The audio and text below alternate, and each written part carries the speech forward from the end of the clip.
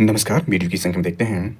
यह जो लेक्चर 5 है उसका शेष पार्ट इसमें हम देखेंगे और यह जो हम लेक्चर 5 देख रहे हैं वह दिसंबर 2023 से लेकर नवंबर 2024 के बीच उत्तर प्रदेश लोक सेवा आयोग यानी यूपीपीएससी द्वारा आयोजित जितनी भी महत्वपूर्ण परीक्षाएं हैं उसके जो प्रश्न पत्र है उसके हल सहित व्याख्या को हम समझ रहे हैं। इस कड़ी में जो है लेक्चर 5 जो था वह यूपीपीएससी द्वारा आयोजित आर ओ पीटी एग्जाम 2023 जिसका एग्जाम देखें तो 11 फरवरी 2024 को आयोजित किया गया था, परंतु ये पेपर लीक होने के कारण यह निरस्त कर दिया गया, यानी 11/2/2024 को संपन्न हुआ था। निरस्त पेपर यह है।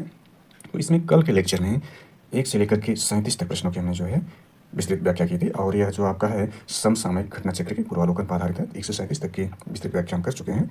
अब इससे आगे की यानी 38वें प्रश्न को देखते हैं। तो इसमें ज़्यादा कोई भूमिका नहीं करते हुए सीधे हम 38 प्रश्न से शुरू करते हैं। यानी एक प्रश्न आपका एक बार पुनः आप इसको देखना चाहें तो देख सकते हैं। यानी ये सारी जानकारी इसमें है, यानी सारे प्रश्न पर हम चर्चा कर चुके हैं।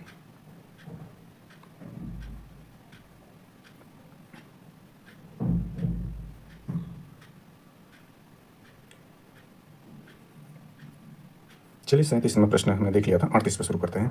38 नंबर प्रश्न देखें तो आपका ये यहाँ से है, यह आपका है देखें तो यह है उत्तर प्रदेश, यानी 38 नंबर उत्तर प्रदेश के संदर्भ में निम्नलिखित कथनों पर विचार कीजिए।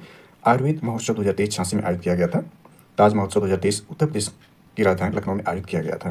इसमें देखते हैं कि पूछ रहा है कौन सा उत्तर सही चयन कीजिए, तो इसका बी सही, यानी एक सही है। ताज महोत्सव ये नाम से स्पष्ट ताज है तो आगरा में होगा, ये गलत है, राजधानी में नहीं हो सकता। पहला सही है, इसकी व्याख्या देख सकते हैं, 20 का आंसर सही रहा। इसकी व्याख्या यह है कि उत्तर प्रदेश में आयुर्वेद महोत्सव 2023 का आयोजन झांसी में किया गया था। ताज महोत्सव 2023 आगरा के शिल्पग्राम में फरवरी 2023 में आयोजित किया गया था। ताज महोत्सव 2024 का आयोजन 17 से 27 फरवरी 2024 तक आगरा में ही किया गया, यानी जो है इसको अपडेट हो गया है। ये ताज महोत्सव जो है वह कब से कहाँ पर किया गया, आगरा में किया गया। 39 नंबर प्रश्न देखते हैं। 39 नंबर प्रश्न आपका यह है, निम्नलिखित घटनाओं पर विचार कीजिए तथा उनको काल क्रमानुसार व्यवस्थित कीजिए। इसमें प्रख्यात सांख्यिकीविद CR राव जी का निधन, रुद्रवीणा वादक उस्ताद अली जकी हैदर का निधन, भारत में सार्वजनिक शौचालय के जनक बिंदेश्वर पाठक का निधन, भारत की हरित क्रांति के जनक MS स्वामीनाथन का निधन। ये इसमें सेट करना है कौन है, इसका ए सही है, पहले इसमें तीसरे, फिर पहले, फिर दूसरे, फिर चौथे लास्ट में है। तो चलिए इसको देखते हैं, इसकी व्याख्या को यहाँ पर। तो इसमें देखते हैं भारत में सार्वजनिक शौचालयों के जनक बिंदेश्वर पाठक का निधन देखें। बिंदेश्वर पाठक जी का निधन कब हुआ था? 15 अगस्त 2023 को नई दिल्ली में हुआ था। वे सुलभ इंटरनेशनल के संस्थापक थे। प्रसिद्ध गणितज्ञ एवं सांख्यविद CR राव का निधन 22 अगस्त 2023 को हुआ था। रुद्रवीणा वादक उस्ताद अली जकी हैदर का 8 सितंबर 2023 को हुआ था। भारत की हरित क्रांति के जनक MS स्वामीनाथन का निधन 28 सितंबर 2023 को हुआ था। 9 फरवरी 2024 को MS स्वामीनाथन को मरणोपरांत भारत रत्न सम्मानित किए जाने की घोषणा की गई। ये 5 लोगों में शामिल है। 2024 के लिए 5 लोगों को जो भारत का सर्वोच्च नागरिक सम्मान है भारत रत्न है, तो 2024 में 5 लोगों को जो भारत रत्न देने की घोषणा की गई। इस जानकारी को अपडेट कर लेते हैं भारत रत्न के बारे में। तो देखें कि देश के सर्वोच्च नागरिक सम्मान भारत रत्न की शुरुआत वर्ष 1954 में की गई थी। वर्ष 2024 तक 53 लोगों को भारत रत्न से सम्मानित किया जा चुका है। इसमें पहले देखें तो प्रथम 3 लोगों जो प्राप्त हुआ था तो उसमें आपके हैं श्री चक्रवर्ती राजगोपालाचारी जी 1954 में, डॉक्टर सर्वपल्ली राधाकृष्णन जी हैं जो कि भारत के प्रथम उपराष्ट्रपति रहे और लगातार 2 कार्यकाल के लिए भी रहे, बाद में भारत के राष्ट्रपति भी बने। यह भी प्रथम भारत रत्न पाने वाले में शामिल हैं। और तीसरे सर चंद्रशेखर वेंकट रमन है, भारत के महान वैज्ञानिक जो हैं सर वेंकट रमन जी हैं। यह 1954 में 3 लोगों को दिया गया था, यानी भारत रत्न की शुरुआत इन्हीं 3 लोगों को देकर की गई थी। इसके बाद देखें तो ये सारे लोग इसमें पाए हैं। तो इसमें लेटेस्ट देख लेते हैं जो 2024 में दिया गया, यानी इसमें देखा जा सकता है। इससे पहले देखें तो यह जो है 2019 में देखें तो 3 लोगों को दिया गया था, जिसमें 46वां देखें तो श्री नानाजी देशमुख मरणोपरांत दिया गया 2019 में। इसके बाद डॉक्टर भूपेंद्र कुमार हजारिका को भी मरणोपरांत दिया गया था 2019 में। और इसके बाद 2019 में जो दिया गया था वह इसको नहीं बल्कि यह श्री प्रणब मुखर्जी जो भारत के राष्ट्रपति रहे थे 2019 में 3 लोगों को दिया गया था। तो ये 3 लोग जो है 2019 में शामिल थे, यानी इसमें 46, 47, 48। एक अन्य स्रोत से भी थोड़ा इसका अपडेट कर लेते हैं। वो एक और स्रोत था, यानी सोर्स था, और यह एक और सोर्स से भारत रत्न को थोड़ा समझ लेते हैं। तो इसमें देखें भारत रत्न 2024 को देखें तो यह आपका है, इसमें देखें तो भारत सरकार ने 5 प्रतिष्ठित हस्तियों जिसमें कर्पूरी ठाकुर, लालकृष्ण आडवाणी, MS स्वामीनाथन, PV नरसिंह राव और चौधरी चरण सिंह को भारत का सर्वोच्च नागरिक सम्मान भारत रत्न देने का ऐलान किया है। इसके साथ ही अब तक भारत रत्न पाने वाली कुल संख्या 53 हो गई है। इनके बारे में देखें, कर्पूरी ठाकुर जी के बारे में थोड़ा डिटेल में देखें तो यह है, कर्पूरी ठाकुर का जन्म 24 जनवरी 1924 को बिहार के समस्तीपुर जिले के पितौझिया अब कर्पूरी ग्राम हो गया है, गाँव के गोकुल ठाकुर और रामदुलारी देवी के यहाँ हुआ था। उनका निधन 17 फरवरी 1988 को हुआ था। लोकप्रियता का उन्हें जननायक कहा जाता है। उन्होंने 1952 में पहली बार सोशलिस्ट पार्टी के उम्मीदवार के रूप में ताजपुर निर्वाचन क्षेत्र से बिहार विधानसभा चुनाव जीता। कर्पूरी ठाकुर वर्ष 1970, 71 और 1977-79 से 2 बार बिहार के 11वें मुख्यमंत्री रहे एवं वर्ष 1967 से 68 तक बिहार के उप मुख्यमंत्री रहे। वे बिहार के पहले गैर कांग्रेसी मुख्यमंत्री थे। उन्होंने भारत में पहली बार अन्य पिछड़ा वर्ग ओबीसी को आरक्षण दिया। उन्होंने 1977 में मुख्यमंत्री बनने के बाद मुंगेरी लाल आयोग की सिफारिशों को लागू किया था, जिस कारण पिछड़ों को नौकरियों में आरक्षण मिला।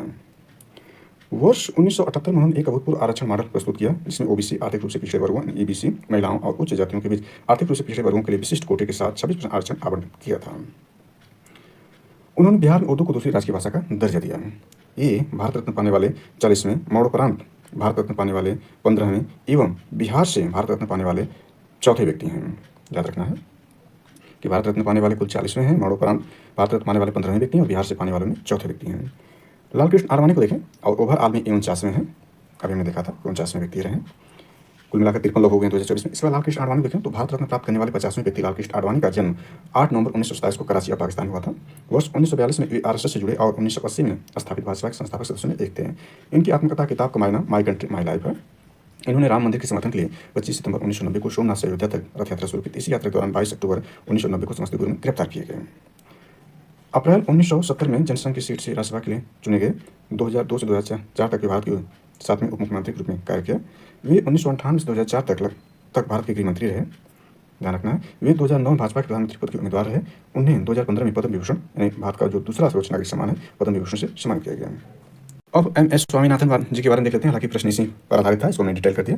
भारत के हरित क्रांति के जनक कृषि वैज्ञानिक MS स्वामीनाथन का जन्म 7 अगस्त 1925 को तमिलनाडु के कुंभकोण में हुआ था। इनकी मृत्यु 28 सितंबर 2023 को चेन्नई में हुआ था। स्वामीनाथन को कई प्रतिष्ठित पुरस्कार प्राप्त, जिसमें शांति स्वरूप भटनागर पुरस्कार 1961 का, रमन मैग्सेसे पुरस्कार 1971 का, एल्बर्ट आइंस्टीन विश्व विज्ञान पुरस्कार 1986 शामिल हैं। इसके साथ ही इनको पद्मश्री 1967, पद्म भूषण 1972, पद्म विभूषण 1989 में सम्मानित किया गया था। पीवी नरसिंह राव को देखते हैं तो ये हैं पीवी नरसिंह राव का जन्म यानी MS स्वामीनाथन के बारे में देखें तो ये भारत के चारों जो महत्वपूर्ण नागरिक सम्मान हैं इनको मिले हैं, यानी पहला भारत रत्न मिल गया है और पद्म जो पुरस्कार हैं ये तीनों प्राप्त किए हैं। पीवी नरसिंह राव को देखें तो पीवी नरसिंह राव का जन्म 28 जून 1921 को वर्तमान तेलंगाना तब हैदराबाद के औरंगाबाद जिले के लखनेपल्ली गांव में हुआ था। इनका पूरा नाम पामलापति वेंकट नरसिंह राव है। इनके पिता का नाम सीताराम राव और माता का नाम रुक्माबाई था। वर्ष 1991 से 1996 तक भारत के 9वें प्रधानमंत्री रहे। उन्होंने भारत के रक्षा मंत्री, विदेश मंत्री, गृह मंत्री कुछ में भी कार्य किया, याद रखना है। वे 1971 से 1973 तक आंध्र प्रदेश के चौथे मुख्यमंत्री रहे। 73वें और 74वें संवैधानिक संशोधन अधिनियम का कार्यान्वयन पीवी नरसिंह राव के कार्यकाल के दौरान ही हुआ था। वेरी वेरी इंपॉर्टेंट है। उस दौरान जो भारत के वित्त मंत्री थे वह जो बाद में भारत के प्रधानमंत्री बने अर्थशास्त्री डॉक्टर मनमोहन सिंह जी, इनके कार्यकाल में वित्त मंत्री थे और इन्हीं के समय LPG यानी लिबरलाइजेशन, प्राइवेटाइजेशन और ग्लोबलाइजेशन, उदारीकरण, निजीकरण और वैश्वीकरण की नीति अपनाई गई थी। अब देखते हैं चौधरी चरण सिंह जी के बारे में। देखें तो यहाँ पर यह है कि चौधरी चरण सिंह का जन्म 23 दिसंबर 1902 को उत्तर प्रदेश के मेरठ जिले के नूरपुर के जाट किसान परिवार में हुआ था। इनकी जयंती 23 दिसंबर को राष्ट्रीय किसान दिवस मनाया जाता है। इनकी मृत्यु 29 मई 1987 को हुई थी। सप्ताह 1937 में छपरौली से उत्तर प्रदेश विधानसभा के लिए चुने गए। वे 1979 से 1980 तक भारत के 5वें प्रधानमंत्री, हालांकि इस दौरान में कभी भी संसद नहीं गए। वे 1967-66 तक एवं दोबारा 1970 में उत्तर प्रदेश के मुख्यमंत्री रहे। इनके समाधि स्थल को किसान घाट के रूप में जाना जाता है। इसमें ध्यान दें कि ये 53वें व्यक्ति रहे, यानी 53वें व्यक्ति के रूप में चौधरी चरण सिंह जी है। दुनिया के 53 लोगों को अब तक भारत रत्न या भारत का सर्वोच्च नागरिक सम्मान पुरस्कार दिया जा चुका है। इसमें थोड़ा सा ऐड कर लें तो भारत रत्न पुरस्कार देने की शुरुआत 1954 की गई थी। उसको मैंने देखा था अन्य सोर्स से, उसमें 3 लोग शामिल थे। 1955 से ये पुरस्कार मरणोपरांत भी दिया जाने लगा। भारत रत्न पुरस्कार का आकार पीपल के पत्ते की तरह होता है। खेल जगत में भारत रत्न पाने वाले पहले व्यक्ति सचिन तेंदुलकर हैं। भारत रत्न पाने वाले पहले वैज्ञानिक CV रमन है, जो कि पहले पुरस्कार में ही पाने वाले में शामिल हैं। भारत में दैनिक सिफारिश प्रधानमंत्री द्वारा की जाती है। भारत रत्न पुरस्कार सफेद रंग के विदेश में बनाया जाता है। जो प्रश्न 39 है उसको काफ़ी डिटेल हमने कर दिया, लेकिन यहाँ पर देखें तो ये आपका यहाँ पर दिया हुआ है कि ए सही है। ए सही होने का मतलब ये हुआ कि इसमें देखें आपका आंसर है पहले तीसरा, इसमें तीसरे जो हैं, इसके बाद आपका पहला है, फिर दूसरा, फिर चौथा है, चौथा लास्ट में है। चौथा लास्ट होने का मतलब भारत के हरित क्रांति के जो जनक हैं इनका जो निधन है वो सबसे अंत में हुआ इन 4 लोगों में। पहले पर तीसरे का मतलब इसमें क्रम से भी देख सकते हैं कि सबसे पहले 15 अगस्त 2023 को जो है नई दिल्ली में बिंदेश्वर पाठक जी का निधन हुआ। इसके बाद देखें दूसरे स्थान पर एक प्रसिद्ध गणितज्ञ सांख्यविद CR राव जी का निधन हुआ, उसके 7 दिन बाद। इसके बाद अरुण विद्यावादक उस्ताद अली का 8 सितंबर 2024 को 23 को निधन होता है। इसके बाद देखें तो 20 दिन बाद जो होता है यह MS स्वामीनाथन जी का निधन होता है। लास्ट में इनका क्रम में है। 40 नंबर प्रश्न भी पुरस्कार संबंधित है, इसको भी देख लेते हैं जल्दी से। तो 69वें राष्ट्रीय पुरस्कार फिल्म पुरस्कार 2021 के अंदर कथनों में से कौन से कथन सही है ये पूछ रहा है। तो इसमें देखें करा RRR और गंगूबाई काठियावाड़ी को क्रमशः 5 और 6 राष्ट्रीय पुरस्कार मिले, यानी गलत है। दूसरा रॉकेटरी द नंबी इफेक्ट ने सबसे फीचर फिल्म का पुरस्कार जीता, ये सही है, यानी डी इसमें दूसरा केवल सही है। इसकी व्याख्या देख लेते हैं। इसकी व्याख्या इस तरह से कि 17 अक्टूबर 2023 को राष्ट्रपति द्रौपदी मुर्मू द्वारा 69वें राष्ट्रीय फिल्म पुरस्कार प्रदान किए गए। इसमें रॉकेटरी द नंबे इफेक्ट निर्देशक आर माधवन को सर्वश्रेष्ठ फीचर फिल्म का पुरस्कार प्रदान किया गया। फिल्म ट्रिपल आर तेलुगु को 6 था, गंगूबाई काठियावाड़ी को 5 राष्ट्रीय पुरस्कार मिले, इसमें उल्टा कर दिया गया था।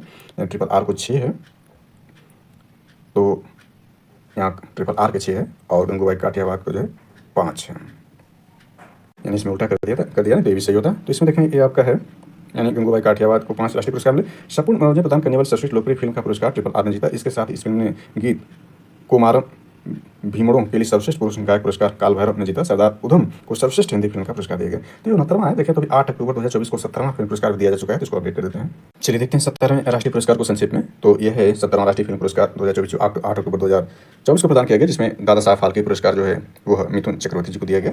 तो इसमें देख लेते हैं सर्वश्रेष्ठ फीचर फिल्म आटम निर्देशक आनंद एकाशी थे। सर्वश्रेष्ठ हिंदी फिल्म देखें तो गुलमोहर निर्देशक राहुल वी चितेला हैं। सर्वश्रेष्ठ अभिनेता देखें तो ऋषभ शेट्टी फिल्म कांतारा के लिए, और सर्वश्रेष्ठ अभिनेत्री इसमें 2 लोग हैं, नित्या मेनन और मानसी पारेख हैं। सर्वश्रेष्ठ निर्देशक स्वराज बढ़ जाते हैं फिल्म ऊंचाई के लिए। पुरस्कार को देख लेते हैं, थोड़ा सा और विस्तार कर लेते हैं, इसको देख लेते हैं। पुरस्कार में राष्ट्रीय खेल पुरस्कार देख लेते हैं। तो मेजर ध्यानचंद खेल रत्न पुरस्कार 2023 2 लोगों को दिया गया। इसमें चिराग शेट्टी बैडमिंटन और सात्विक साईराज रंकी रेड्डी बैडमिंटन से 2 लोगों को दिया गया। ध्यान रखना अर्जुन पुरस्कार को 26 लोगों को दिया गया है, जिसमें देखिए महत्वपूर्ण मोहम्मद शमी और ये सारे लोग इसमें शामिल हैं अर्जुन पुरस्कार प्राप्त करने वालों में। इसके बाद देखें द्रोणाचार्य पुरस्कार को देख सकते हैं, यहाँ पर 2023 में 5 लोगों को दिया गया और इसमें ये लोग शामिल हैं। इसमें देखें द्रोणाचार्य पुरस्कार 2023 लाइफ टाइम श्रेणी में 3 लोगों को दिया गया। ध्यानचंद लाइफ टाइम पुरस्कार में 3 लोगों को दिया गया। ये सारे शामिल है। इसमें वेरी इंपॉर्टेंट ये आपका पूछा जाता है अक्सर कि भारतीय ग्रैंड मास्टर पुरुष या महिला में देखें तो ये आपकी 50वीं जो इस वक्त लेटेस्ट है 50वें ग्रैंड मास्टर कौन है? पी श्या निखिल जो तमिलनाडु से। 84वें ग्रैंड मास्टर वैशाली रमेश बाबू चेन्नई से हैं। 83वें ग्रैंड मास्टर आदित्य सावंत महाराष्ट्र से हैं।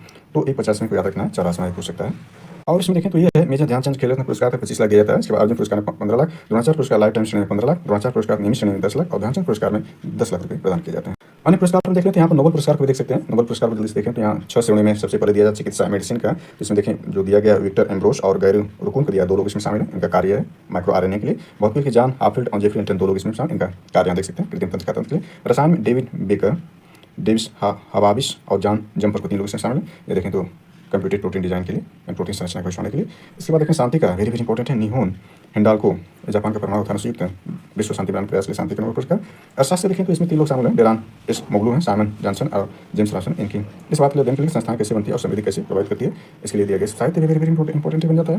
साहित्य का हान कांग को उनके गहन काव्यात्मक ऐतिहासिक गाथों को सम्मान करती है और मानव जीवन को जागृत करती है। ये जो है दक्षिण कोरिया की जो है यह हांगकांग है। और ध्यान रखें कि दक्षिण कोरिया से दूसरी व्यक्ति हैं। शांति के पुरस्कार प्राप्त करने वाली एशिया की पहली महिला, ये याद रखना इनको। कुछ और जल्दी देख लेते हैं। तो फेमना मिस इंडिया 2024 निकिता पुरवाल मध्य प्रदेश बनी। यह आगामी जो मिस वर्ल्ड प्रतियोगिता होगी उसमें पार्टिसिपेट करेंगे।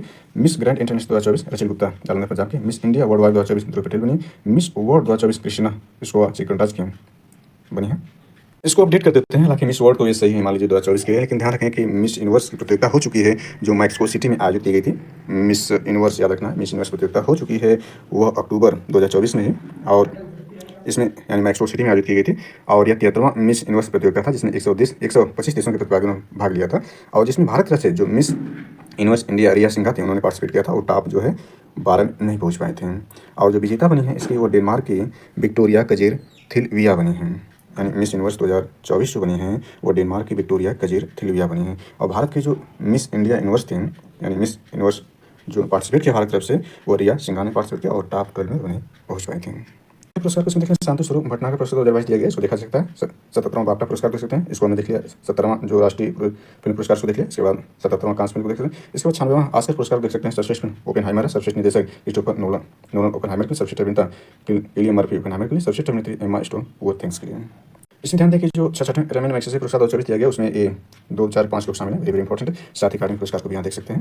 ये सारे पुरस्कार इसमें हैं, इसको देखा जा सकता है। इसके बाद पद्म पुरस्कारों को भी देख सकते हैं, यानी पद्म पुरस्कारों देख सकते हैं। यह जो 25 जनवरी 2024 को 132 व्यक्तियों को पद्म घोषणा की। इसमें 5 पद्म पुरस्कार पद्म विभूषण है, यानी देश का दूसरा सर्वोच्च नागरिक सम्मान है। इसके बाद यह 17 पद्म भूषण है और 110 पद्मश्री शामिल हैं। तो यह देख सकते हैं पद्म विभूषण में जितने लोग शामिल हैं। पद्म विभूषण में देखें तो एक जो ए बिंदेश्वर पाठक जी हैं जिसको हमने देखा था कि ऊपर जो निधन हो गया था मानसिक क्षेत्रों में, तो इनके बारे में देखा ऊपर मैच कराना था। तो इनको जो है यह पद्म विभूषण देश का दूसरा सबसे बड़ा नागरिक सम्मान दिया गया है। और इसमें एम वेंकैया नायडू सार्वजनिक मामले एक मरणोपरांत है, इनको याद रखना है कि पद्म विभूषण में एक व्यक्ति 5 लोगों में एक मरणोपरांत हैं। और इसमें ध्यान रखें कि 2 जो है तमिलनाडु से हैं, 2 आंध्र प्रदेश से हैं और एक बिहार से मितेश्वर पाठक जी हैं। पद्म विभूषण 17 व्यक्तियों को दिया गया, तो देखा जा सकता है। इसमें महत्वपूर्ण रूप से देखें तो आपके मिथुन चक्रवर्ती जी आते हैं जिनको देखें तो इस साल का दादा साहब फाल्के पुरस्कार दिया गया और साथ में पद्म भूषण भी दिया गया है। यानी यहाँ पर देख सकते हैं ये मिथुन चक्रवर्ती जी कला पश्चिम बंगाल समिति में, इनको इस साल का दादा साहब फाल्के पुरस्कार भी दिया गया है। यानी ये देख सकते हैं 110 व्यक्तियों को जो है वो आपका दिया गया है पद्मश्री। अभी देख सकते हैं ICC अवार्ड के अंतर्गत ये सब जानकारी है, इसको देखना चाहे तो देख सकते हैं। चलिए मेन प्रश्न में लौटते हैं, तथा ये ज़्यादा लंबा हो जाएगा। पहला प्रश्न जो 41 नंबर, इसको देख लेते हैं जल्दी से। तो ये आपका यह है कि भारत में वन्यजीवों के संरक्षण के संदर्भ में निम्नलिखित में से कौन सा कथन सही है। तो पहला देखें, वन्यजीव संरक्षण अधिनियम 1972 केवल जंगली जानवरों की सुरक्षा के लिए कानूनी ढांचा प्रदान करता है। दूसरा प्रश्न, प्रोजेक्ट एलिफेंट का लक्ष्य केवल जंगली हाथी ऐसे हाथियों का संरक्षण प्रदान करना है। इसमें दोनों ही गलत है। यहाँ पर केवल जो शब्द लगा दिया गया है या जो है केवल वाले ज़्यादा सही नहीं होते हैं, ये ध्यान रखना है कि केवल जो लगा दिया गया है तो केवल जंगली हाथियों के लिए नहीं है। आजकल विस्तार पर समझ लेते हैं, देख लेते हैं। हिंदी इसमें कोई सही नहीं है, देखते हैं यहाँ पर। वन्यजीव संरक्षण अधिनियम 1972 पीड़ित जंतु से भिन्न किसी बंदी या वन्यजीव प्राणी जंगली जानवरों की सुरक्षा के लिए कानून ढांचा प्रदान करता है, न कि केवल जंगली जानवरों का कथन एक गलत है। प्रोजेक्ट एलिफेंट वर्ष 1992 में प्रारंभ किया गया था। इसका लक्ष्य जंगली और बंदी हाथियों को संरक्षण प्रदान करने, इस प्रकार दूसरा भी गलत है। तो इसकी व्याख्या रहा है। 43 नंबर देखते हैं। तो यह आपका जो है नीचे दो कथन दिए गए, जिसमें से एक कथन ए और दूसरे कारण आर कहा गया। अब कथन को देख लेते हैं। हिमालय के उत्तरी ढलानों पर दक्षिणी ढलानों की तुलना में अधिक घना वनस्पति आवरण है, कारण हिमालय के दक्षिणी ढलानों पर उत्तरी ढलानों की तुलना में अधिक वर्षा होती है। यह जो है इसमें ए है, ए का मतलब यह है कि ये असत्य है, आर सत्य है। ये असत्य होने का मतलब ये हुआ कि हिमालय के उत्तरी ढलानों पर दक्षिणी ढलानों की तुलना में अधिक घना वनस्पति आवरण है।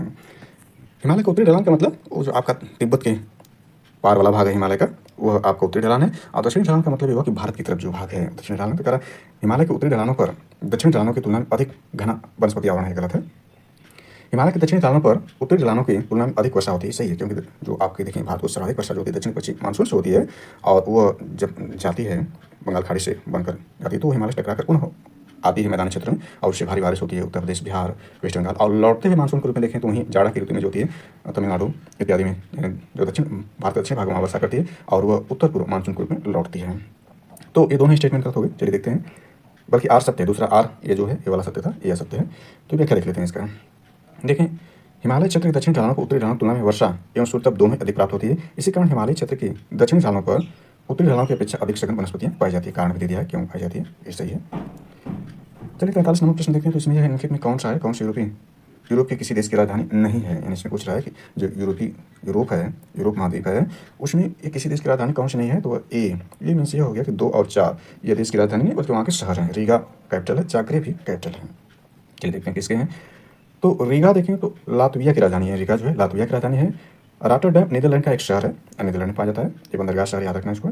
इसके बाद देखिए नीदरलैंड की राजधानी एम्स्टर्डम है, यानी नीदरलैंड की राजधानी एम्स्टर्डम है। रॉटरडैम वहाँ का एक शहर, बंदरगाह शहर। जाग्रेब क्रोएशिया की राजधानी, यानी एक क्रोएशिया की राजधानी है। ज्यूरिख स्विट्जरलैंड का सबसे बड़ा शहर है, यानी ज्यूरिख स्विट्जरलैंड सबसे बड़ा शहर है। स्विट्जरलैंड की राजधानी बर्न है। इस प्रकार से क्या स्पष्ट है। 44 नंबर देखते हैं। 44 नंबर है सूची सेकंड है, पर्वत और महाद्वीप है। तो ये पर्वत महाद्वीप को मैच कराना है। तो इसमें देखिए एंडीज पर्वत जो आपका है दक्षिण अमेरिका में है, और देखें अल्ताई जो पर्वत है, अल्ताई पर्वत को देखें तो ये एशिया में है। और इसके बाद देखें आपका आल्पस पर्वत को देखें तो ये यूरोप में है, और अल्प्लेशियन पर्वत देखें तो उत्तरी अमेरिका में है। तो ये आपका रहा, यानी डी इसका आंसर सही है। इसमें देख लेते हैं इसने मैच कराया भी होगा, कराया है। एंडीज दक्षिण अमेरिका में है, अल्ताई एशिया में है, आल्पस यूरोप में, अप्लेशियन उत्तरी अमेरिका में है। 45 देखते हैं। तो 45 आपका यह है कि नीचे दो कथन, इसमें भी कथन अभिकथन और कारण है। तो नरगिस मोहम्मदी को 2023 के लिए नोबेल शांति पुरस्कार सम्मानित किया गया। वो प्रेस की स्वतंत्रता के पक्ष में लड़ती हैं। तो ये इसका देख लेते हैं। इसका जो आंसर है यानी ए है, यानी इसमें देखें तो आर कथन जो प्रेस की स्वतंत्रता की लड़ती हैं गलत है, जबकि जो दिया गया है वो व्यक्ति नरगिस मोहम्मदी 2023 के लिए नोबेल शांति पुरस्कार दिया गया, सही है। तो अभी हमने नोबेल पुरस्कार को देख लिया कि इस बार जो है जापान के जो संगठन नियोन एक्वाडो है, जो कि एटम बम हिरोशिमा नागासाकी में जो गिराए गए थे अमेरिका द्वारा 1945 में, उससे जो बचाव के लिए संगठन बनाया गया था, उसको इस साल का शांति का नोबेल पुरस्कार दिया गया है। तो ये 2023 के लिए उसको अपडेट निकल लिया पहले, यहाँ चलते देखते हैं। नोबेल शांति पुरस्कार 2023 ईरान की नरगिस मोहम्मदी को प्रदान किया गया। उन्हें यह पुरस्कार ईरान में महिलाओं के उत्पीड़न की विरुद्ध लड़ाई और सभी के लिए मानवाधिकारों में स्वतंत्रता को बढ़ावा देने के लिए प्रयासों के लिए प्रदान किया गया। मतलब ये व्यक्ति तो सही है नरगिस मोहम्मदी, लेकिन इनको दिया किस लिए गया, ये ईरान में महिलाओं को उत्पीड़न की विरुद्ध लड़ाई और सभी के लिए मानवाधिकार स्वतंत्रता बढ़ावा देने के प्रयास के लिए, न कि इनका जो है प्रेस की स्वतंत्रता के पक्ष में लड़ती रही है। इसलिए आज का गलत हो गया। इसमें हमने देख लिया नोबेल पुरस्कार 2024 के बारे में देख लिया। तो यहाँ शांति को देख सकते हैं, हालांकि ऊपर ही हमने अपडेट कर दिया था, पुनः इसको देख सकते हैं। ये जो दिए गए हैं नोबेल पुरस्कार 2024, इसमें शांति का देख सकते हैं। यह है जो शांति का निहोन हिंडा क्यों जो जापानी संगठन है परमाणु हथियारों से मुक्त विश्व बनाने के प्रयास के लिए दिया गया शांति पुरस्कार 2024 के लिए। 46 नंबर प्रश्न पर देखते हैं। तो 46 नंबर आपका यह बनता है कथन से कौन से कथन गलत है। यहाँ पूछ रहा है, गलत को पूछ रहा है। तो इसमें देखिए मौलिक अधिकार पर संविधान के भाग 3 यूएसए की बिल ऑफ राइट्स पर आधारित है। संविधान के अनुच्छेद 21 के अंतर्गत मृत्यु का अधिकार मूलभूत अधिकार है। भारतीय संविधान एक पूर्ण संघीय संविधान है। भारतीय संविधान के अनुसार मूलभूत अधिकारों को हटाया जा सकता है। इसमें केवल देखें तो पूछ रहा है कि कौन से गलत हैं। तो गलत ए वाला गलत है। ए का मतलब इसमें बी गलत है और सी गलत है, डी गलत है। इसमें केवल एक जो सही है। इसका अपलोड कर देख लेते हैं पहले। इसमें यह है कि भारतीय संविधान के मौलिक अधिकार भाग थर्ड अमेरिकी संविधान की बिल ऑफ राइट्स के लिए गए हैं। इसके अलावा अमेरिकी संविधान की उद्देशिका का विचार अमेरिकी संविधान से जो लिए गए उसमें उद्देशिका के विचार, न्याय पूर्वावलोकन, न्यायपालिका की स्वतंत्रता यानी अमेरिका संविधान से लिए गए हैं। मृत्यु का अधिकार संविधान के अनुच्छेद 21 के अंतर्गत एक मूलभूत अधिकार नहीं है, ये गलत है। भारतीय संविधान में संघीय के साथ साथ एकात्मक विशेषताएं पाई जाती हैं जो प्रोफेसर के.सी. व्हीलर के अनुसार भारत का संविधान अर्ध संघीय यानी क्वासी फेडरल संविधान है। उच्चतम न्यायालय के अनुसार मौलिक अधिकारों सहित संविधान के सभी प्रावधानों में संशोधन किया जा सकता है, परंतु संसद संविधान की मूल संरचना को नहीं बदल सकती। मौलिक अधिकारों की व्यवस्था के साथ मौलिक अधिकारों और नीति निषेध सिद्धांत हैं। जिसमें देखिए यह है उच्चतम न्यायालय के अनुसार मौलिक अधिकारों सहित संविधान के सभी प्रावधानों में संशोधन किया जा सकता है, परंतु संसद संविधान की मूल संरचना को नहीं बदल सकती, जैसा कि केशवानंद भारती के 1972 ये मामला दिया गया था। मौलिक अधिकारों की व्यवस्था के साथ मौलिक अधिकारों और नीति निषेध सिद्धांतों की संतुलन और सामंजस्य संविधान की मूल संरचना में शामिल है। थोड़ा अपडेट इसको कर देते हैं। देखें तो मूल अधिकार यानी फंडामेंटल जो राइट है यह संविधान के भाग 3 में अनुच्छेद 12 से 35 तक है। और इसमें देखें तो 1931 में कांग्रेस की कराची अधिवेशन अध्यक्ष पटेल जी थे। मूल अधिकारों की मांग में इसका प्रारूप जवाहरलाल नेहरू ने किया। संविधान के भाग 3 को भारत का मैग्ना कार्टा कहा जाता है, अमेरिका के संविधान से लिया गया है। यही अमेरिका के संविधान से लिया गया है। मूल संविधान में 7 मौलिक अधिकार थे, लेकिन 44वें संविधान संशोधन 1978 द्वारा संपत्ति का अधिकार अनुच्छेद 31 और 19 को हटाकर, यानी 19 में संपत्ति का अधिकार था, वो हटाकर इसे संविधान के अनुच्छेद 301 के अंतर्गत कानूनी अधिकार बना दिया गया संविधान के भाग 12 में। ये देख सकते हैं मौलिक अधिकार है, ये सारे इसमें अधिकार के बारे में दिए गए। यदि एक अन्य क्वेश्चन को समझ रहे हैं जानकारी प्रस्तावना के बारे में देखना चाहें तो देख सकते हैं। ये प्रस्तावना के संदर्भ में है, ये सब जानकारी इसमें जो मूल है उसको हम देख लेते हैं। तो इसमें देखें 3 दिसंबर 1940 उद्देश्य प्रस्ताव को जवाहरलाल नेहरू द्वारा 22 जनवरी 1947 संविधान सभा द्वारा अंगीकार किया गया। अब तक प्रस्तावना में केवल एक बार 42वें संविधान संशोधन 1976 उद्देश्य में समाजवादी पंथ निरपेक्ष और अखंडता शब्द जोड़ा गया। उद्देश्य संविधान के विधिक निर्वाचन में सहायक है। प्रस्तावना की भाषा ऑस्ट्रेलिया और प्रस्तावना अमेरिका के संविधान से लिए गए हैं। इसमें देखें तो केशवानंद भारतीवाद संविधान की अब तक की सबसे बड़ी पीठ थी, जिसमें 13 जज थे। गोलकनाथवाद द्वितीय सबसे बड़ी पीठ, जिसमें 12 जज थे। न्यूनतम पीठ में जजों की संख्या 5 होनी चाहिए। पंडित ठाकुर दास भार्गव ये उनका स्टेटमेंट है, देख सकते हैं इसमें। इसके बाद देखें तो विचार के रूप में जो महत्वपूर्ण है इसमें देखें जो वो है केशवानंद भारतीवाद में कोर्ट द्वारा प्रस्तावना को संविधान का भाग माना गया और उसे मूल ढांचे का हिस्सा बताया गया। संसद इसमें नकारात्मक संशोधन नहीं कर सकते हैं। प्रस्तावना में लिखित शब्द हम भारत के लोग अंगीकृत, नियमित और अर्पित करते हैं भारतीय लोगों की सर्वोच्च संप्रभुता का उद्देश्य करती है। ये प्रस्तावना है, इसको देख सकते हैं। इसमें देख लेते हैं संविधान के स्रोत को भी संक्षिप्त में, क्योंकि उसमें नहीं था। तो भारत शासन अधिनियम 1935 संघीय तंत्र, राज्यपाल का कार्यालय, न्यायपालिका, लोक सेवा आयोग, आपातकालीन उपबंध व प्रशासनिक विवरण। भारतीय संविधान पर इस एक्ट का सर्वाधिक प्रभाव है। अमेरिकी संविधान से क्या लिया गया इसको देख लेते हैं संक्षिप्त में। तो अमेरिका संविधान से इतना लिया गया है, ये है यानी अमेरिकी संविधान से इसमें देख सकते हैं। ये सब जानकारी अमेरिकी संविधान से लिए गए हैं। तो इसमें देखें यह है कि उद्देशिका का विचार है, न्यायिक पूर्वावलोकन है, न्यायपालिका की स्वतंत्रता है, मूल अधिकार है, उपराष्ट्रपति का पद है, राष्ट्रपति पर महाभियोग और उच्चतम न्यायालय तथा उच्च न्यायालय के न्यायाधीशों को हटाया जाना संविधान की सर्वोच्चता इसमें अमेरिकी संविधान से लिया गया है। ब्रिटेन से देखें तो संसदीय शासन पद्धति है, विधि का शासन है, मंत्रिमंडलीय प्रणाली है, एकल नागरिकता है, द्विसदनीय प्रणाली है, विधायी प्रक्रिया है और संसदीय विशेषाधिकार परमाधिकार शामिल है। आयरलैंड के संविधान से देखें तो यह आपका है नीति निदेशक तत्व यानी DPSP, राष्ट्रपति की निर्वाचन पद्धति, राष्ट्रसभा में कुछ सदस्यों का नामांकन भी आयरलैंड के संविधान से। कर्नाटक संविधान से देखें तो सशक्त केंद्र के साथ संघीय व्यवस्था, केंद्र द्वारा राज्यपालों की नियुक्ति, उच्चतम न्यायालय का परामर्शी न्याय निर्णय अवशिष्ट शक्तियों का केंद्र में निहित होना। जर्मनी के संविधान से देखें तो आपका आपातकाल उपबंध में मूल अधिकारों का स्थगन वित्तीय आपातकाल को छोड़ करके जर्मनी के संविधान से लिया गया है। जापान के संविधान से देखें तो विधि द्वारा स्थापित प्रक्रिया अनुच्छेदों का प्रावधान दिया गया। ऑस्ट्रेलिया के संविधान से देखें संसद के दोनों सदनों को उद्देश्य यानी संसद के दोनों सदनों की संयुक्त बैठक, उद्देशिका की भाषा, व्यापार, वाणिज्य और समागम की स्वतंत्रता तथा समावती सूची की व्यवस्था ग्रहण की गई ऑस्ट्रेलिया के संविधान से। सोवियत संघ के संविधान से देखें तो मूल कर्तव्य तथा प्रस्तावना में न्याय, सामाजिक, आर्थिक, राजनीतिक के आदर्श को लिया गया है। फ्रांस के संविधान से देखें गणतंत्रात्मक और प्रस्तावना में स्वतंत्रता, समता और बंधुता के आदर्श को लिया गया है। इसके बाद दक्षिण अफ्रीका के संविधान से देखें तो संविधान संशोधन की व्यवस्था, राज्यसभा के सदस्यों का निर्वाचन भी दक्षिण अफ्रीका संविधान से लिया गया है। तो ये संविधान के स्रोत है। संविधान की अनुसूचियों को देखना चाहें तो यहाँ देख सकते हैं। इसमें जो अति महत्वपूर्ण है वो 6ठी अनुसूची आती है, जिसमें इसमें असम, मेघालय, त्रिपुरा, मिजोरम राज्यों के जनजातीय क्षेत्रों के संबंध में संबंध है। इसको ATM स्क्वायर से याद कर सकते हैं। ATM स्क्वायर यानी A से इसमें जो आपका असम है और T से इसमें त्रिपुरा है, इसमें M स्क्वायर 2 है, मिजोरम और मेघालय है। तो ये अक्सर पूछ देता है। तो ये सारी अनुसूचियाँ हैं, इसको याद किया जा सकता है। और नोट मूल था संविधान में 8 अनुसूचियाँ थी, बाद में इसमें 4 और बढ़ी, कुल 12 अनुसूचियाँ हो गई हैं। 11वीं सूची में देखें तो 73वां संविधान संशोधन, इसमें 29 विषय है। 12वीं सूची में जो है 74वां संविधान संशोधन, इसमें 18 विषय हैं, इसको याद किया जा सकता है। इसके बाद 8वीं सूची से महत्वपूर्ण है, इसमें 12 भाषाएं, मूल रूप से 14 भाषाएं थे। 7वीं संसूची जो संघ सूची, 7वीं अनुसूची में जो आपका संघ सूची इसमें 100 विषय है, राज्य सूची में इसमें 61 विषय, समवर्ती सूची में इसमें 52 विषय दिए गए हैं। और उसके बाद प्रथम संविधान संशोधन द्वारा शामिल किया गया 9वीं सूची को, पहले 8वीं थी। और 10वीं सूची जो आपका देखें तो 52वां संविधान संशोधन 1985 बदल कानून को इसमें जोड़ा गया 10वीं सूची के अंतर्गत। तो सारी सूचियाँ इसको देखा जा सकते हैं।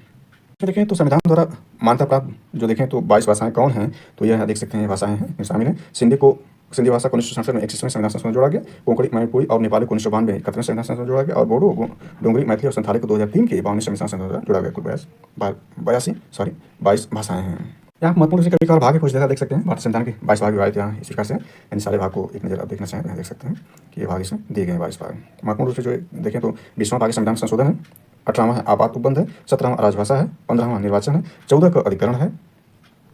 इसके बाद देखें 11वां संघ एवं राज्यों के संबंध है, 9 ख सहकारी समितियां, 9 क नगर पालिकाएं हैं, 9वां जो है पंचायतें हैं और 4 क इसमें देखें मौलिक कर्तव्य है, 4 जो है राज्य के नीति तत्व है, 3 जो है मौलिक अधिकार और 2 जो है इसमें नागरिकता है, 1 में संघ और उसका राज्य क्षेत्र, सारे इसमें महत्वपूर्ण है।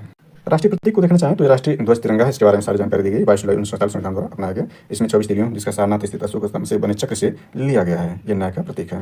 और अनुपात देख सकते हैं 302 अनुपात में। भारत का राज्य चिन्ह देख सकते हैं, यह सारनाथ में स्थित अशोक के स्तंभ की आकृति से लिया गया और इसमें देख सकते हैं राष्ट्रीय गान जनगण नायक जो है यह रविन्द्रनाथ टैगोर जो द्वारा रचित गीतांजलि से लिया गया, इसको देख सकते हैं सारी जानकारी इसमें।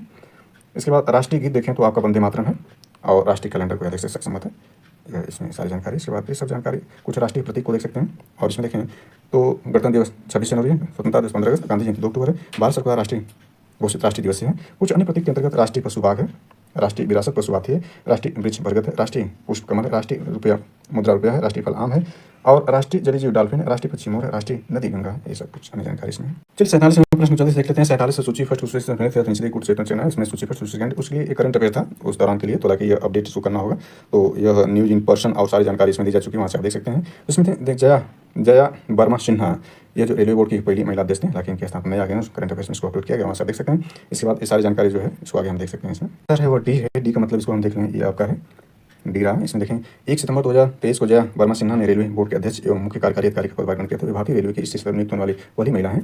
टेल्स फ्रॉम बनाना रिपब्लिक के लेखक मनोज नाथ हैं। 22 अगस्त 2023 को थावी सिंह ने थाईलैंड के प्रधानमंत्री का पदभार ग्रहण किया था। 17 नवंबर 2023 को डॉक्टर मोहम्मद मोइजू ने मालदीव के राष्ट्रपति का पदभार ग्रहण किया था। उन्होंने इब्राहिम मोहम्मद सोले का स्थान लिया था। इसके सही सर को मैच कराएं तो डी था, तो जया वर्मा सिन्हा रेलवे बोर्ड की पहली महिला अध्यक्ष थी और डॉक्टर मोहम्मद रेजू मालदीव के राष्ट्रपति से हैं। श्रेया थाईविन जो है ये आपका देखें थाईलैंड के पीएम है और मनोज नाथ जो है टेल्स फ्रॉम बनाना रिपब्लिक के लेखक हैं। 48 नंबर जल्दी से देख लेते हैं तो आदिम निर्वाहक कृषि पद्धति के संदर्भ में कौन सा है, कौन सा जुड़ा सही है, सही इसमें पूछा है। इसमें सी वाला सही, सी का मतलब ये हुआ कि 1 और 2 सही है। पहला जो है झूमिंग देखें दक्षिण पूर्व एशिया जिसमें भारत के जो है उत्तर पूर्व के राज्य जो है जिसमें 7 सिस्टर आते हैं वहाँ पर यह है। और इसमें दूसरा से ये मिल्पा जो है मैक्सिको में है, इसको भी हमने पूरे वीडियो के अंत में इसमें डिटेल में दिखाया, वहाँ से इसको देख सकते हैं, लेकिन यहाँ पर अपडेट करना कर सकते हैं। ये श्रीलंका में लद्दाख नहीं, ये गलत है। इसकी व्याख्या देख लेते हैं। इसकी व्याख्या देखें तो आपका यह है कि आदिम निर्वाह कृषि पद्धति झूमिंग दक्षिण पूर्व एशिया में मिल्पा मैक्सिको एवं मध्य अमेरिका में तथा लद्दाख इंडोनेशिया में प्रचलित है, अतः ये तो सही है जबकि 3 गलत है। आदिम निर्वाह कृषि पद्धति को काटो एवं जलाओ कृषि पद्धति भी कहते हैं, जो भारत के शासक विश्व में कई आदिम जनजातियों में प्रचलित है। 49 नंबर प्रश्न देखते हैं तो ये जो है सवाल है, गणित का सवाल है। 25 लोगों के एक समय 12 लोग फ्रेंच पढ़ते हैं, 15 लोग अंग्रेजी पढ़ते हैं, जबकि इनमें से 6 लोग इन दोनों को नहीं पढ़ते हैं। इनमें से कितने लोग फ्रेंच तथा अंग्रेजी दोनों पढ़ते हैं?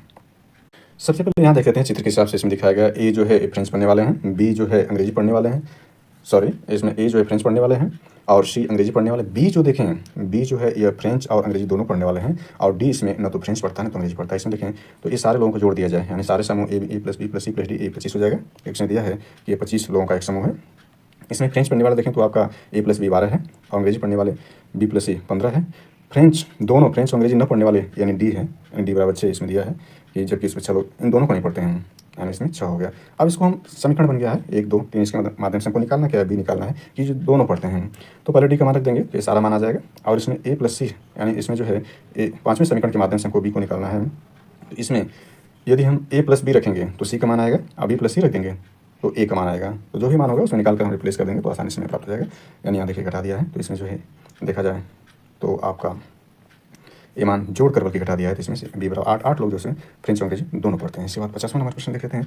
तो बैंक के लेन देन में पिन का प्राय है, सी इसका है पर्सनल आइडेंटिफिकेशन नंबर को जो होता है पिन कहा जाता है। तो इसको देख लेते हैं, ये आपका है इलेक्ट्रॉनिक माध्यम से वित्तीय लेन देन में पिन का अभिप्राय पर्सनल आइडेंटिफिकेशन नंबर यानी पर्सनल आइडेंटिफिकेशन नंबर है से ये एक संख्यात्मक कोड या पासवर्ड है जिससे पेमेंट कार्ड के साथ जारी किया जाता है और यह वित्तीय लेन देन प्रक्रिया को पूर्ण करने के लिए एक अतिरिक्त सुरक्षा परत प्रदान करता है। तो इस प्रकार से ये पिन रहा, यानी पिन का जो फुल फॉर्म यहाँ पूछ रहा है तो ये जो है पर्सनल आइडेंटिफिकेशन नंबर है।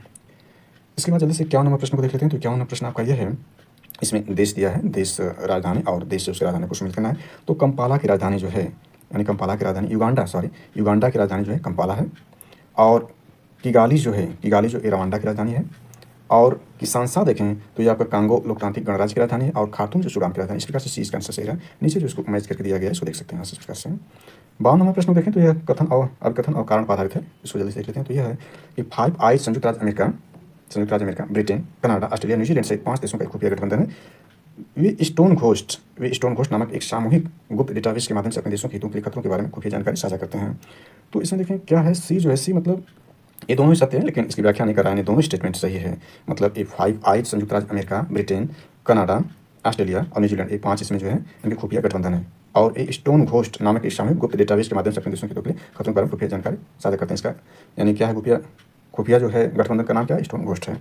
इसकी व्याख्या को देख लेते हैं। तो व्याख्या आपका यह है कि 5 आइज गठबंधन द्वितीय विश्व युद्ध के बाद संयुक्त राज्य America, Britain, Canada, Australia, New Zealand के बीच स्थापित 5 देशों का खुफिया गठबंधन अतः एक कथन सत्य है। 5 आइज में शामिल देश देखें तो स्टोन घोस्ट नाम का एक गुप्त सामूहिक डेटाबेस नेटवर्क के माध्यम से अपने देश के हितों के लिए खतरों के बारे में परस्पर खुफिया जानकारी साझा करते हैं। कारण आर भी सही है, यह कथन ए की सही व्याख्या नहीं करता है।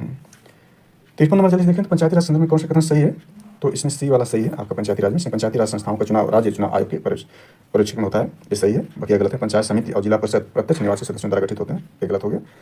पंचायत समिति और जिला परिषद जो होता है ये प्रत्यक्ष नहीं बल्कि अप्रत्यक्ष होते हैं। पंचायत स्तर चुनाव लड़ने की न्यूनतम 18 वर्ष है, बल्कि वोट देने की आयु है, न्यूनतम आयु जो लड़ने की 21 वर्ष है। उपयुक्त में कोई नहीं गलत है। निश्चित व्याख्या देख लेते हैं। इसमें है कि पंचायत समिति एवं जिला परिषद के प्रत्यक्ष परिषद में प्रत्यक्ष निर्वाचित सदस्यों के अतिरिक्त अन्य सदस्य यथा उस क्षेत्र में लोकसभा एवं विधानसभा सदस्य उस क्षेत्र के मतदान सूची में पंजीकृत राज्यसभा विधान परिषद सदस्य आदि भी शामिल होते हैं। पंचायत स्तर पर चुनाव लड़ने के लिए न्यूनतम 21 वर्ष है। अनुच्छेद 227 के तहत पंचायतों के लिए कराए जाने वाले निर्वाचन के लिए राज्य निर्वाचन आयोग की व्यवस्था की गई है, जिसमें राज्यपाल द्वारा नियुक्त एक राज्य निर्वाचन आयुक्त होता है। विकल्प सी का कथन सही है। इसमें 54 नंबर देखते हैं जल्दी से। निम्नलिखित प्रकार के क्षरण पर विचार करें था इस प्रकार के क्षरण के कारण खेत की मिट्टी के नुकसान बढ़ते क्रम से करना है। इसमें देख सकते हैं, इसमें यानी इसका सी है। सी मतलब ये हो गया कि मृदा क्षरण के चरण में मिट्टी के नुकसान के बढ़ते क्रम के संदर्भ में सबसे पहले बौछारी क्षरण है, इसके बाद परत क्षरण है, फिर नलका क्षरण है, फिर अनलका क्षरण सबसे लास्ट में है, यानी अपर्दन। अतः विकल्प सी सही है। थोड़ा सा और विस्तार कर सकते हैं तो मृदा अपर्दन के प्रकार को देख सकते हैं। मृदा अपर्दन के प्रकार में पहला जो होता है वही बूंद अपर्दन होता है, इसके बाद परत अपर्दन होता है, इसके बाद रील अपर्दन होता है, आखिरी में अवनालिका अपर्दन होता है। तो अवनालिका जो अपर्दन होता है आखिरी में होता है, यानी अवनालिका क्षरण होता है। इसको थोड़ा देख लें, यह है क्या, तो भूमि नालियाँ बन जाती हैं, इनकी शाखाओं का जाल बन जाता है। ऐसी भूमि को उत्खात भूमि कहते हैं। जैसे चंबल के बीहड़ जो हैं वो अवनालिका अपर्दन या क्षरण के उदाहरण हैं।